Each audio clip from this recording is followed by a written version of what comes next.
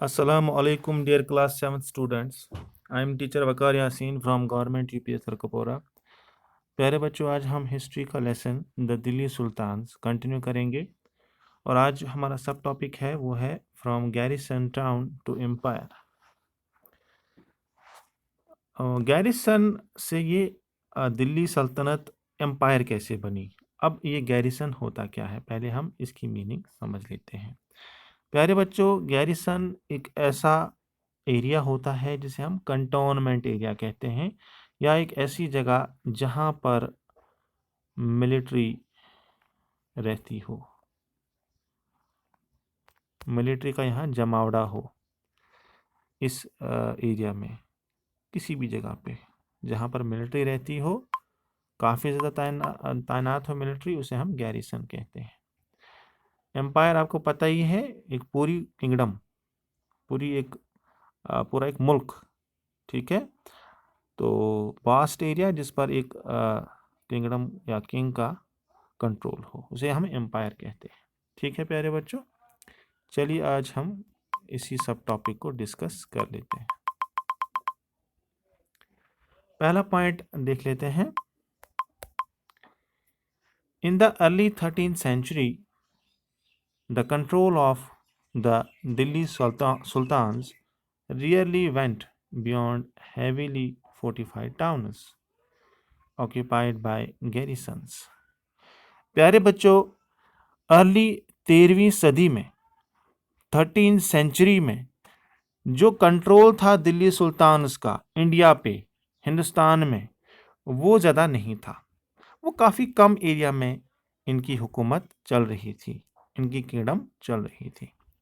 और ये जिस जगह हुकूमत कर रहे थे उस जगह पर काफ़ी ज़्यादा फोर्टिफिकेशन थी, फोर्टिफाइड टाउन्स में इनकी हुकूमत थी। फोर्टिफाइड होता है कोई भी ऐसा एरिया जहाँ पर चारों तरफ से वॉल्स खड़ी की गई हों, चारों तरफ से दीवारें खड़ी की गई हों, उन टाउन्स को प्रोटेक्ट करने के लिए, एनिमीज से, दुश्मनों के हमलों से उन्हें बचाने के लिए टाउन्स को फोर्टिफिकेशन की जाती थी, दीवारें बनाई जाती थी ऊंची ऊंची, ताकि बाहरी हमलों से जो है बच सकें और एनिमीज का मुकाबला किया जा सके।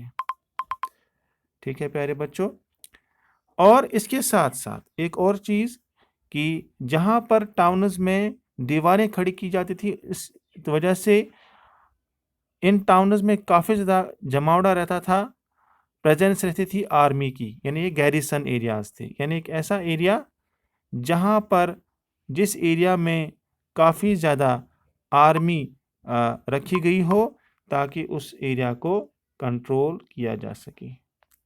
ठीक है प्यारे बच्चों, ऐसे एरिया को हम गैरिसन कहते हैं। क्या कहते हैं? ऐसे एरिया को हम गैरिसन कहते हैं। ठीक है प्यारे बच्चों, जहाँ पर आर्मी काफ़ी ज़्यादा हो।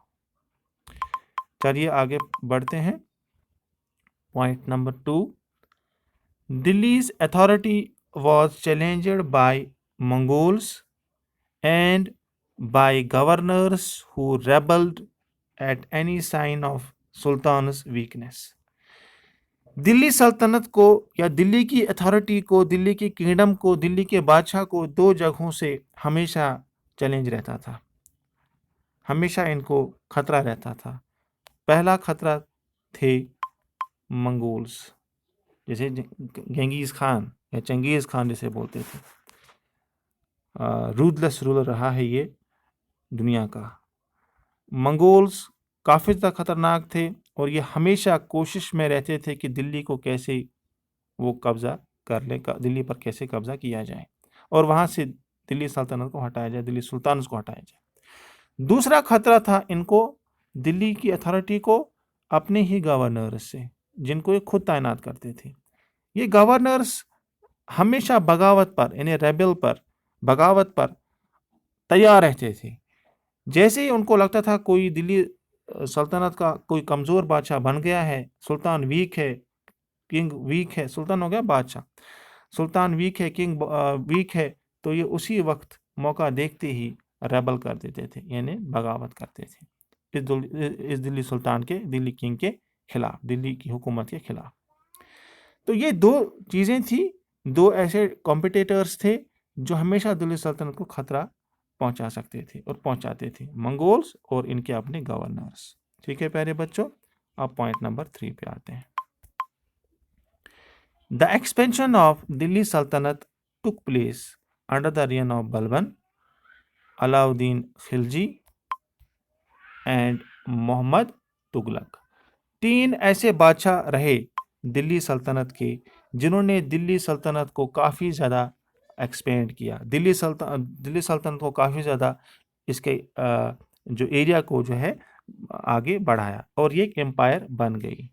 तभी हमारा टॉपिक है from garrison town to empire.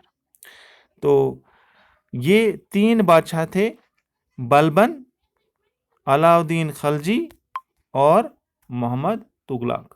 ठीक है प्यारे बच्चों, तो इन 3 बादशाहों ने दिल्ली सल्तनत को काफ़ी ज़्यादा बढ़ावा दिया और इसको एम्पायर में कन्वर्ट कर दिया।